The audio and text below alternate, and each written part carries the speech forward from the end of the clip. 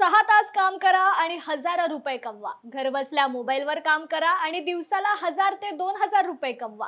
काही video like करा आणि पैसे कमवा। असे जॉबचे मेसेज आपल्यापैकी अनेक जणांना आले असतील किंवा मग तुम्ही सोशल मीडियावर तर नक्कीच बघितले असतील। विशेष म्हणजे या जॉब ऑफर अतिशय आकर्षक असतात, त्यामुळे अनेक जण या जॉबला अप्लाय देखील करतात। पण अशा प्रकारचे जॉब हे 90% फेक असतात। देशभरात आकर्षक जॉबच्या आमिषाला बळी पडून अनेक जण रस्त्यावर देखील आल्याची कित्येक उदाहरणं आहेत।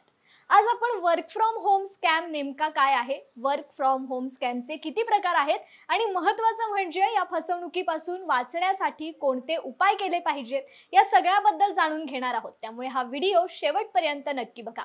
नमस्कार, मी कृपा सपका आणि तुम्ही पाहताय न्यूज अनकटचा विषय काय हा कार्यक्रम। Indian cyber crime coordination centre या संस्थेने दिलेल्या माहितीनुसार देशात पार्ट टाइम नोकरी किंवा घरबसल्या काम करून पैसे कमवा अशा जॉबमध्येच मोठ्या प्रमाणात फसवणुकीच्या घटना घडतात। यामध्ये तुम्हाला मोठ्या प्रमाणात पैसे कमवण्याचं आमिष दाखवलं जातं, झटपट श्रीमंत होण्याची स्वप्न दाखवली जातात।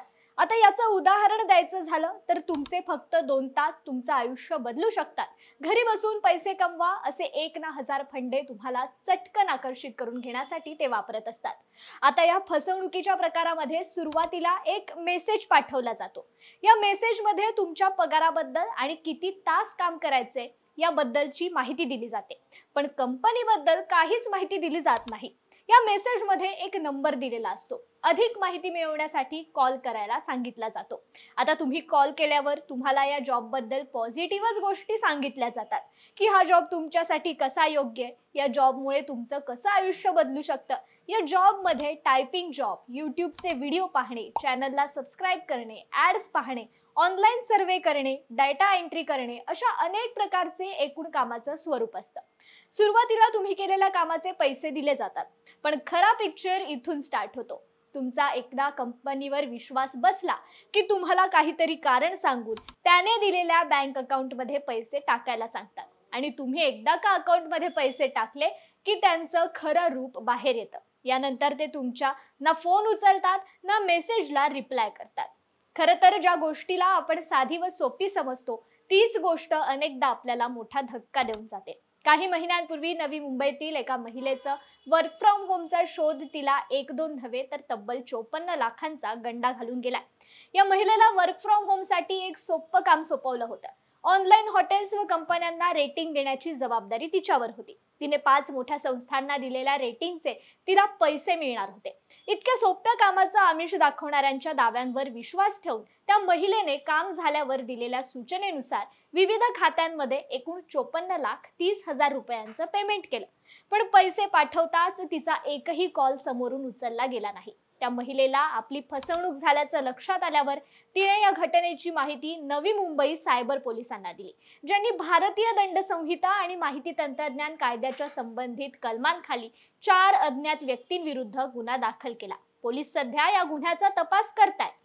उत्तर प्रदेशातील नोएडा येथे राहणाऱ्या एका तरुणाची देखील वर्क फ्रॉम होमच्या नावाखाली अशीच फसवणूक झाली होती। या तरुणाला जवळपास 20,54,000 गंडा घातलाय। आता अशा घटना 1-2 नाहीत तर हजारो आहेत। शिवाय दररोज अशा आमिषाला कोणी ना कोणी बळी पडतच आहे। ऑनलाईन कामाच्या संधी शोधणाऱ्या प्रत्येकासाठी हे प्रकरण सावधगिरी बाळगण्याचा रिमाइंडर आहे।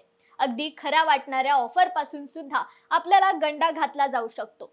हे टाळण्यासाठी आपण ऑनलाईन काम शोधताना काय सावधगिरी बाळगायला हवी हे जाणून घेऊयात। कोणत्याही ऑनलाईन कामाच्या संधीमध्ये सहभागी होण्यापूर्वी कंपनीचा सखोल अभ्यास करा।